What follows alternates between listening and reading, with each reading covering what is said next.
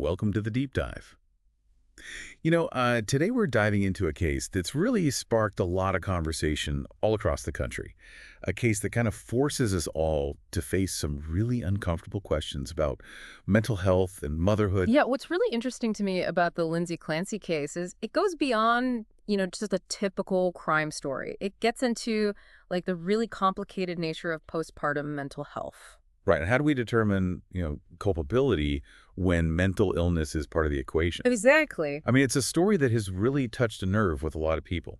We're talking about Lindsay Clancy. She was a 32-year-old labor and delivery nurse from Massachusetts, and she was charged with strangling her three young children. Yeah, 5-year-old Cora, 3-year-old Dawson, and 8-month-old Callan. And the fact that she was a labor and delivery nurse, someone who dedicated her life to bringing life into the world, it just makes this case even more difficult to understand. It really does. It really underscores the impact that postpartum mental health issues can have. For sure. So let's go back to that evening, January 24th, 2023. It seemed like an ordinary Tuesday. Lindsay's husband, Patrick, left to pick up takeout at her request. It was a detail that later became really important in the legal proceedings.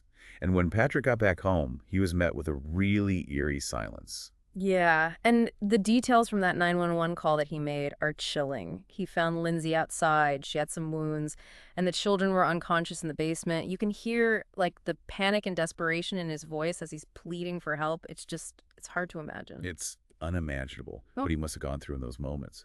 And as the investigation went on, two contrasting narratives really started to emerge. Lindsay's attorneys say that she was struggling with postpartum psychosis. They say her actions were the result of a mental break made even worse by all the medication she was prescribed. And they say this whole combination of meds put Lindsay in almost a zombie-like state, and it really clouded her judgment. They point to the amount of medication she was on, like anti-anxiety meds, antidepressants, sleep aids. There were concerns about side effects and how all those drugs were interacting. Yeah.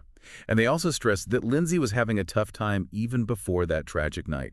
She was seeking help, both inpatient and outpatient, for her postpartum mental health. It seems like she was trying so hard to get better, but tragically, it just wasn't enough. Right, and to make their case even stronger, they described the Clancy home. They say it was filled with all these signs of her love for her children, artwork, photos, charts tracking their development. They want to show that she was a loving mom who was just overcome by mental illness. It's such a sad story, and it just adds another layer of complexity to this case. But the prosecution, they're coming from a very different place.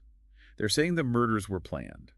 They point to what was found on Lindsay's phone, internet searches about how to kill, and the timing of when Patrick went out to get takeout, which they think shows a deliberate plan. Yeah, they don't buy the suicide attempt either. They say the wounds were superficial. They didn't think she was actually trying to end her life. And what about Lindsay's behavior at the hospital? Didn't the prosecution bring that up too? They did. They said she was more focused on her own injuries, especially the possibility of being paralyzed from her fall, than she was about her children. They say that shows a disconnect from reality. Okay, so the prosecution's argument is that Lindsay planned and carried out these murders and then tried to stage a suicide and make up mental illness to avoid being held responsible. Yeah, that's the gist of it.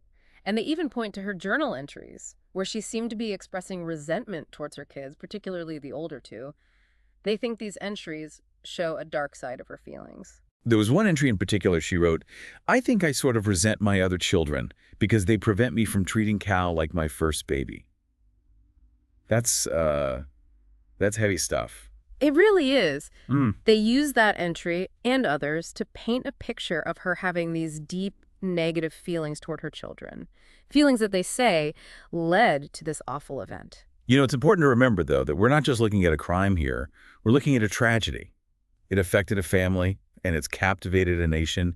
It's a story that challenges our assumptions, and it forces us to grapple with some really hard truths. That's for sure. We were talking about those two completely different stories, from the defense and the prosecution in the Lindsay Clancy case. Let's get into those arguments a little deeper. The defense is really focusing on Lindsay's mental state before that night. Yeah, they want us to see her as a woman battling serious postpartum issues. They say she was trying to cope but struggling. And they bring up the fact that she went into a psychiatric facility just weeks before. They say that shows she was desperate to get better. It does seem like she knew her mental health was going downhill. Right, and they even point to something that happened when she was getting evaluated. Oh yeah, during her psychiatric evaluation. Right. She was being seen by this forensic psychiatrist, Dr. Paul Zazel, and apparently Lindsay used his phone. She called her husband, Patrick, and left him a voicemail saying she loved him. Wow.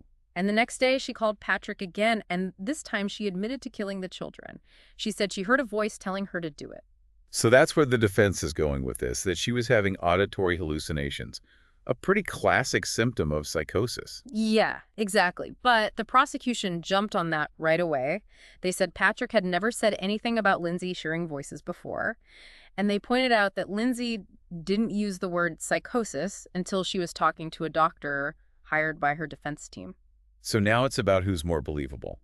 Was Lindsay really hearing voices, or was she trying to build a defense like the prosecution is saying? It's hard to say. The prosecution is sticking to their story, premeditation.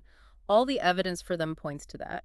The internet searches, the timing of the takeout run, the fact that Lindsay had no history of violence or psychotic episodes. And they also don't think her suicide attempt was real, do they? Nope. They say her wounds weren't that bad. It was more like she was staging it, not really trying to take her own life. What about how she acted at the hospital? They mentioned that too, right? Yeah, they said that the hospital staff told them Lindsay was more worried about her injuries, like being paralyzed from the fall, than about her children dying.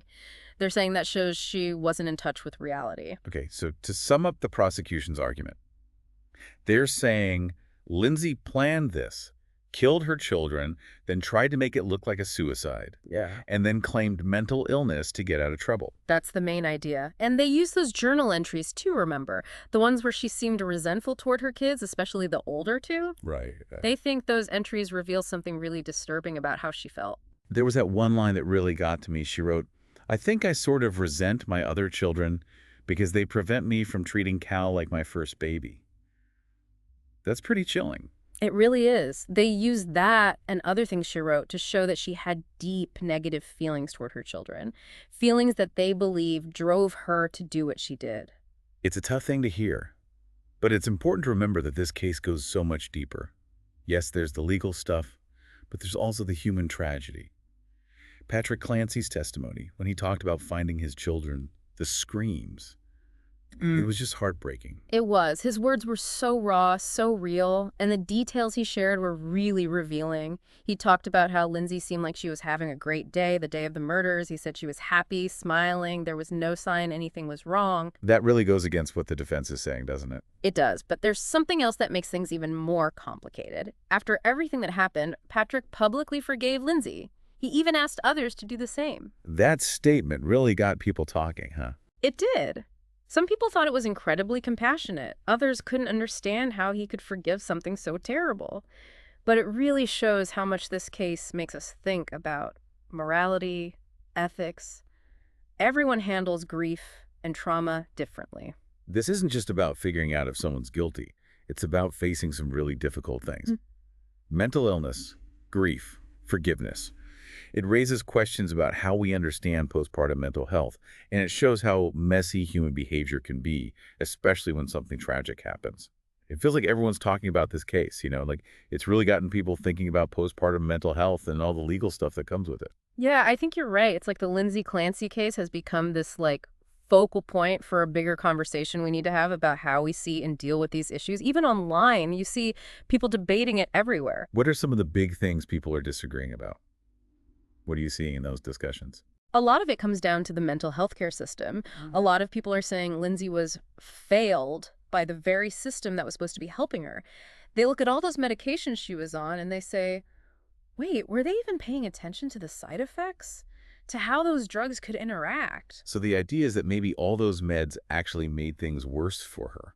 That's what some people think, yeah. Yeah. They think we rely too much on medication for postpartum issues, postpartum depression, psychosis, all of that. And they say we need to think more about therapy, support groups, things like that. So not just throwing pills at the problem. Exactly. And there's also this feeling that new mothers just aren't getting enough support in general. Like from society. Yeah. Like affordable childcare, paid leave for parents, easier access to mental health services. It's like all these things are missing, and it creates this really tough situation for new moms who are already dealing with so much. Hormones, lack of sleep, the pressure of caring for a newborn. It's a lot. You can't just snap your fingers and make it all go away. Right. But on the other hand, there are people who say, look, mental illness is serious, but it doesn't excuse what happened. They think she needs to be held responsible no matter what. That's right. They're worried about setting a precedent. Like, If we say mental illness can excuse something this horrible, what does that mean for our legal system? It's such a tough situation. You want to recognize how powerful mental illness can be, but you also have to think about justice, about holding people accountable. Exactly. And that's what this case is really forcing us to look at. How far does the law go when someone's mental health is a factor? It's a question that's been around for a long time. And it makes you think about, what is society's role in all of this? Could we be doing more to support mothers and families so these tragedies don't happen in the first place? That's the big question, isn't it? This isn't just a court case, it's a wake-up call. We have to make mental health a priority, especially for mothers. We have to make sure families have the resources and support they need. And we'll be watching to see what happens next in the case. Lindsay Clancy's next court date is coming up on December 15th. It'll be interesting to see how the court handles this. Mental health and legal responsibility, it's a complicated mix, and whatever they decide could affect similar cases in the future. This case has really taken us deep into some heavy stuff. What are some of the main things you hope our listeners will take away from this conversation? More than anything, I hope people will come away with a better understanding of postpartum mental health. We can't be afraid to talk about it. We have to learn the signs, offer support, and push for changes that will make things better for mothers. Yeah, this conversation needs to keep going, even after this case is over. It's about seeing the warning signs, offering support, and fighting for change so mothers get the help they need. This is a horrible situation, but maybe, just maybe, it can lead to some good. It can help us learn, grow, and create a world where families get the support they need so tragedies like this happen less often. Thanks for joining us for this deep dive into the Lindsay Clancy case. Keep the conversation going, learn more about these issues, and support organizations that are helping mothers with their mental health. Remember, the more you know, the more you can do. And by talking about these hard topics, we can help create a world where families get the support they deserve, a world where these kinds of tragedies are less common. And don't forget to subscribe to The Deep Dive for more explorations into these important issues shaping our world. Until next time, keep asking questions and stay curious.